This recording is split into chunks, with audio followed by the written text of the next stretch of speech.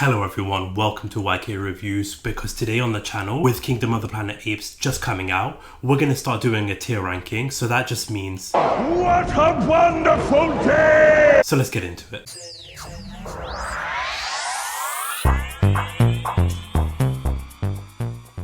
Now first off, I want to apologize, my throat is absolutely so the enthusiasm or the energy level might be a little bit lower than normal, so I apologize about that, but I'm trying to push through because I want to get this video out. So with that being said, if you are new to the channel, do consider hitting that subscribe button as we do these tier ranking videos on a lot of different types of movie franchises. We've done the MCU, the DCU, TMNT, Mission Impossible, a whole bunch of stuff, so do check that out on the channel. Smash the like button, hit the subscribe button, share the video, and also let me know your ranking in the comment section down below. If you agree with me, if you disagree with me, if you've seen some of them, if you've seen all of them, how would you rank them? Let me know down in the comment section below when it comes to this.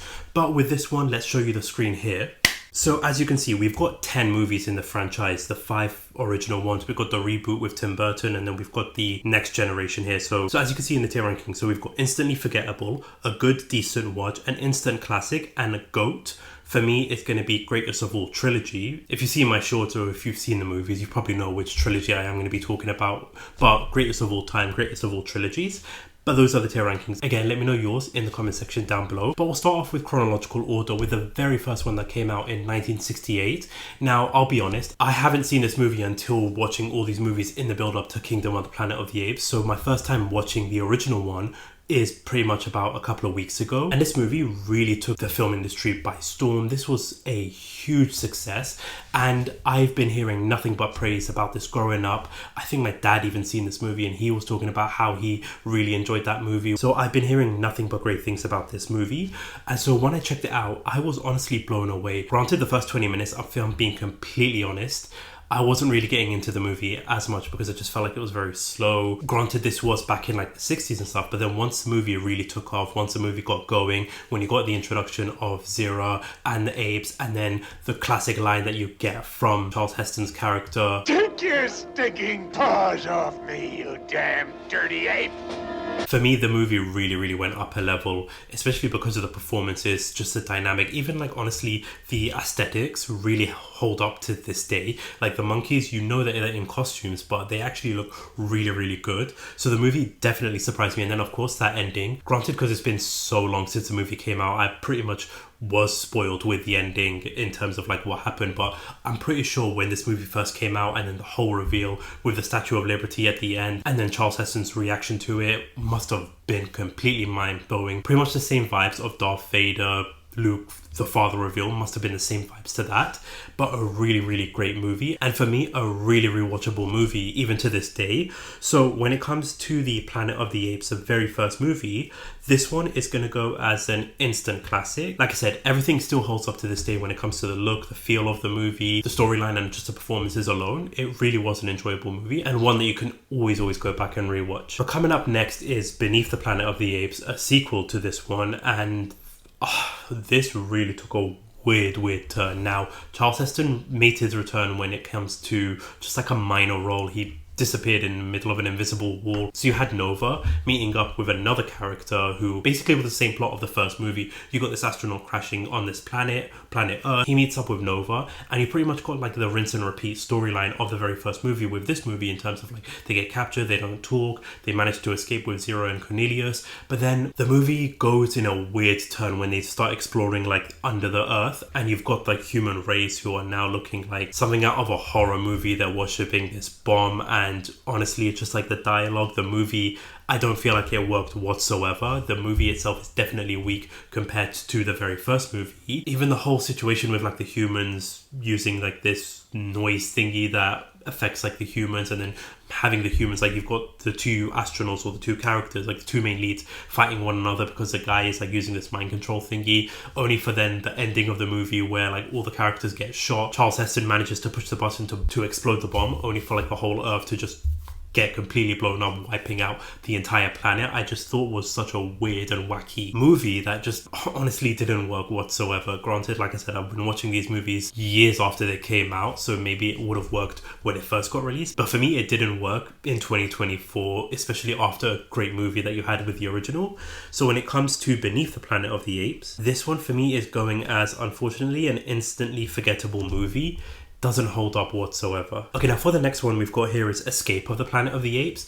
Now in terms of this one, this is like the next movie in the franchise, so you've got the whole planet being blown up. So what they do is that they have these two apes, Cornelius and Zira, get on this spaceship and fly back to present day Earth, so like 1973, and having these apes live amongst the humans. Now the premise shouldn't work, but I'll be honest, I had such a fun time with this movie. Like, this movie really was an enjoyable movie, and I really enjoyed the whole situation with Zira and Cornelius being embraced by the humans. The movie then takes a really dark turn once the humans realize, wait a minute, they're from the future where they're being ruled and the humans are slaves, so we need to try and figure out a way to stop this. And so when they find out that Zira is pregnant and they try to like stop this, there just goes on a complete different turn. And then towards the third act, when you've got this doctor, this person that's working with like the US, having this shootout with these apes, shooting a baby, shooting Cornelius, it just takes a wild turn. And I was honestly devastated to see Zira and Cornelius dying, but then they have this ape that does get born. They do a great switcheroo with another ape from the circus. So a movie that really shouldn't have worked,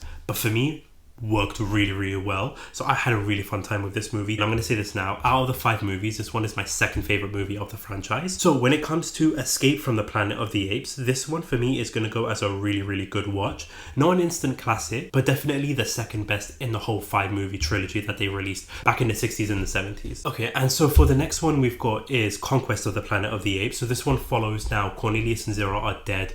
Years have passed where their son, who is named Caesar, has grown up, he's been living with the circus, he's able to talk. And so this is kind of similar to like Rise of the Planet of the Apes, when you've got these apes working as slaves for the humans, only to then revolt against the humans. And while I did enjoy this movie, it definitely had some pacing issues when it comes to the first half of the movie. It did feel very slow in terms of the build-up, but I really, really enjoyed the performance by Caesar, and the whole third act, once they do start revolting, his speech at the very end was absolutely brilliant. That makes that movie so memorable just because of that speech. The whole situation of them taking out the humans I thought worked really well. So the movie definitely has some good moments in there, although there was just a little bit of slow moments at the very first half of the movie. But I really, really had a fun time with this. Like I said in the previous one, The Escape for me is the second best movie. This one is a very close third. So yeah, when it comes to Conquest of the Planet of the Apes, similar to like Rise with the whole revolution of the apes and how they started slowly taking over the planet, this one is going to go as a good watch. I do prefer Escape just because of the premise and because of the performances by Zira and Cornelius and how the tonal shift just goes in the third act. But with Conquest, it had really great moments, and then with the apes taking out the humans in the third act just worked really well. So I really, really enjoyed this one. Definitely a good watch. And then the next one we've got is Battle of the Planet of the Apes, so the last movie in the franchise, and you can kind of feel the franchise running its course. You can kind of feel like they're running out of ideas with this one. So it's basically the apes are now like slowly taking over the planet. They've got the humans as their slaves. You've got similar situations in terms of the dynamic between, you've got Aldo, the gorilla leader from the military, with Caesar. Similar dynamics between Caesar and Koba in Dawn of the Planet of the Apes, but nowhere near as close as in terms of brilliancy when it comes to that. I did enjoy Aldo as a character. I wish he got better script because he could have been a really, really great villain.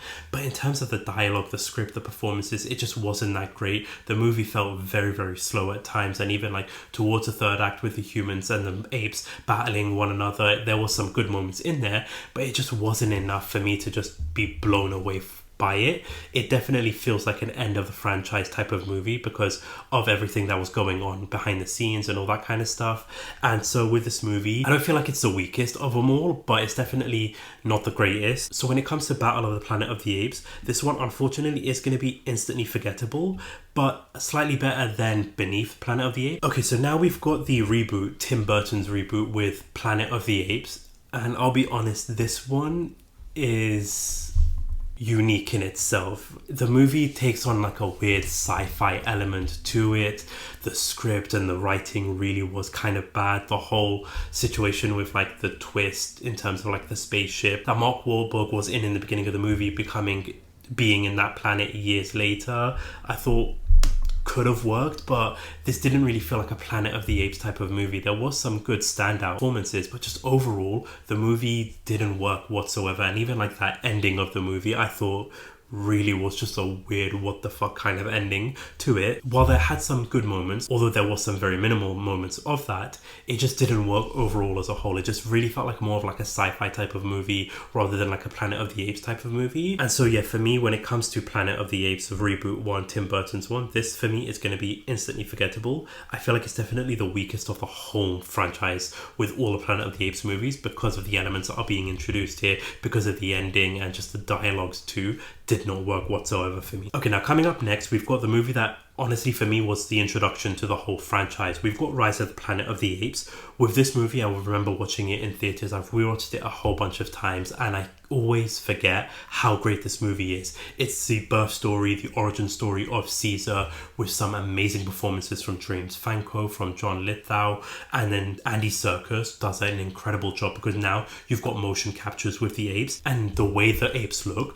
Granted, this is from 2011, so it just keeps on improving as the movies progress, but this just looked absolutely incredible. There were some great standout moments. You've got Caesar talking for the first time against Tom Felton's character by yelling out no. You've got the San Francisco third act bridge sequence that is honestly iconic in this franchise. So there's so many great standout moments for me, and honestly just took this franchise up another level in my opinion. So yeah, when it comes to Rise of the Planet of the Apes, a great origin story, a great way to set up what's going to happen in future movies. So this one is going to go as a GOAT because it's definitely a really, really strong start to a great trilogy in my opinion. I'll talk about that in just a second. And then you've got the next movie in the franchise. You've got Dawn of the Planet of the Apes, where you've got this iconic battle. You've got this iconic rivalry between Cobra and Caesar, and this movie really takes a trilogy up to another level.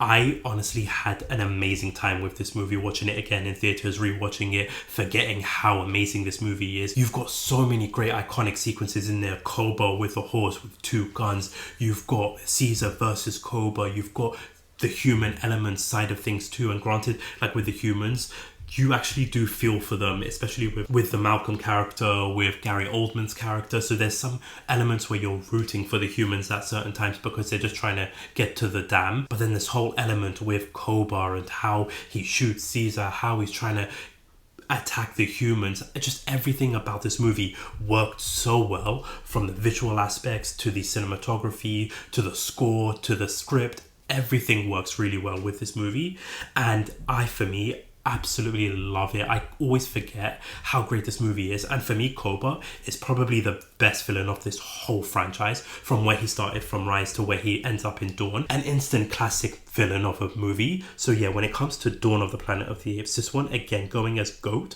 above Rise for me, but only because I'll be honest, when it comes to like these three movies, the trilogies, they always move around for me. So I could have Rise above Dawn one day, I could have Dawn above War one day, so like they're always battling in between the top three, but Dawn just takes it on another level to Rise. Now for the next one we've got is the end of the Caesar trilogy with War of the Planet of the Apes, and honestly, the score alone in this movie, especially when you had that ape, I can't remember his name off the top of my head right now, but when like literally moments before his death, he's giving the flowers to Nova, and then once he gets stabbed and he's dying, you had that score being played with Nova crying, giving the flower back to the gorilla, and just the reaction you see from Rocket and Caesar with Nova crying. Just an amazing moment. There's some great balance in terms of comedy to the tone of the movie when you've got Bad Ape, so that just works really well. I know that the criticism when it comes to this movie is that this movie the title is called War of the Planet of the Apes, but there really wasn't much of a war, but there's sort of like this psychological war, this psychological conflict that's going on. And then you've got Woody Harrelson's character, who is such a great villain in this movie. His dynamic and his chemistry between him and Caesar works so well, especially when he's introduced in the movie and just you see him turning with like the military paint camouflage camouflage on his face and what he does with Caesar. Caesar's journey, especially from Rise of the Planet of the Apes, when he first gets introduced to like the ape sanctuary, he gets his clothes ripped off by Rocket and gets getting bullied, to where he is in War of the Planet of the Apes. You can see that conflict, especially from what happened with Dawn of the Planet of the Apes, that I feel like works really well. You've got some great moments in there when it comes to the fight sequence between the other humans taking on Woody Harrelson's camp, and you see the ape that the humans refer to as Donkey getting this redemption arc with this slow motion that actually works, with Caesar trying to blow up the whole military camp. So there's just so many great moments in this movie that for me is my favorite movie of the whole franchise. But like I said, with these 3 movies, this trilogy, this for me is such an underrated trilogy. That's probably one of the best trilogies in cinema history, in my personal opinion. So when it comes to War of the Planet of the Apes, this one is going as a GOAT, greatest of all trilogy. These 3 movies are so untouchable in this franchise because of the journey that Caesar goes through, that honestly is so worth rewatching over and over again. And like I said, these 3 movies can always like switch around, like War and Dawn always switch around between the 2 of them, whether it's 1 and 2. But overall, a really great way to end the trilogy of Caesar's journey and to also kick things off to what happens next.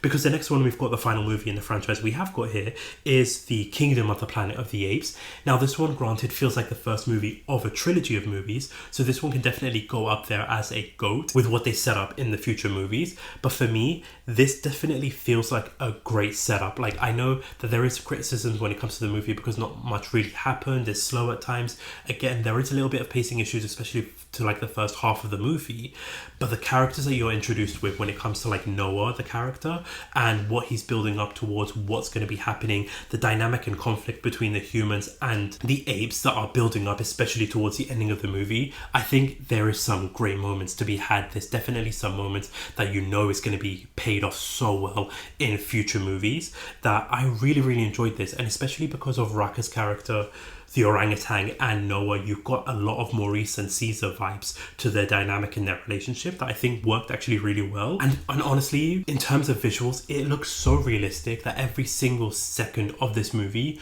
you don't even believe that it's visual effects. So when it comes to Kingdom of the Planet of the Apes, for me, I'm probably going to get a lot of stick for this, but I definitely feel like this can be an instant classic because of what they're setting up here. I know that what they set up in the trilogy with Caesar's trilogy, this has a potential to be as good as that. And I could honestly go back and rewatch this movie because I really did enjoy this movie. I know there is a lot of criticism. I know a lot of people weren't fans of this and felt like it was a little bit boring, but I really enjoyed it, especially because I got to appreciate what they're setting up and what they're doing in the movie. Proxima Caesar, to a great villain that I won't spoil it, but I'm hoping we do get to see something in the next couple of movies when it comes to that character based on like what I saw in the post-credit scene. But again, no spoilers or anything like that. But yeah, this is my list of the Planet of the Apes movies. Again, let me know your thoughts in the comment section down below. Do you agree? Do you disagree? Where would you rank these movies? Let me know down in the comment section below. I'm definitely looking forward to seeing what they're going to set up, because the director did come out and say that they want to do another like 6 or 9 movies with this franchise, and I'm going to be all down for it because there's so many good movies in this franchise that you can enjoy. But that's all for this tier ranking video. So I want to thank you all so much for watching. Thank you so much for listening. This is whilw Reviews. Peace.